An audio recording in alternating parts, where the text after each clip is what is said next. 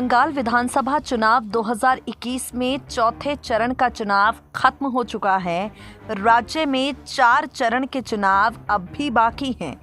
इन चुनावों को देखते हुए असदुद्दीन ओवैसी की पार्टी भी बंगाल में सक्रिय हो गई है।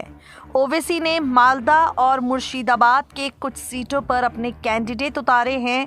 इसी बीच ओवैसी की पार्टी AIMIM को लेकर ममता बनर्जी के चुनावी रणनीतिकार प्रशांत किशोर का बड़ा बयान सामने आया है।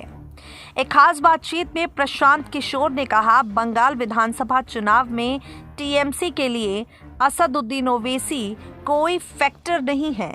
बंगाल में TMC की लड़ाई BJP से है, इसके अलावा कोई फैक्टर नहीं है।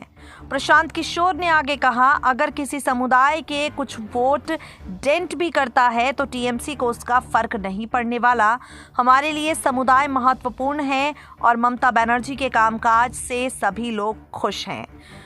प्रशांत किशोर अपनी बात दोहराते हुए कहते हैं, BJP बंगाल चुनाव में 100 सीट के अंदर सिमट जाएगी। मैं अपने पुराने बयान पर कायम हूं। अगर BJP 100 से अधिक सीटें जीतती है तो मैं रणनीति बनाने का काम छोड़ दूंगा। BJP सिर्फ जीत की हवा दे रही है।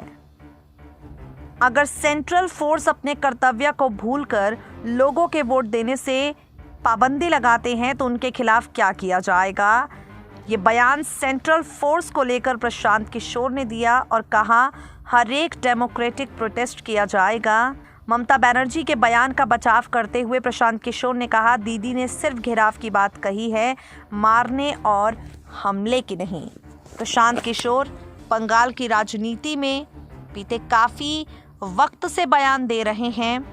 उनके बयान अक्सर भारतीय जनता पार्टी के नेताओं की बोलती बंद कर रहे हैं। ममता बनर्जी को जिताने का जिम्मा उन्होंने उठाया है और वो लगातार कह रहे हैं कि भारतीय जनता पार्टी 100 सीटों पर सिमट जाएगी। आपको बता दें, चुनावी सरगर्मियों के बीच प्रशांत किशोर का कहना है वो ऑडियो कोई लीक नहीं था, बल्कि सब कुछ पब्लिक था। अपने प्रतिद्वंदी को कमज़ोर नहीं समझना चाहिए, ना ही मैं समझता हूँ। जिस व्यक्ति से मेरा मुकाबला है तो मैं हमेशा उसकी ताकत ज़्यादा ही मानकर आगे बढ़ूँगा। PM मोदी लोकप्रिय हैं, इसलिए देश के PM हैं।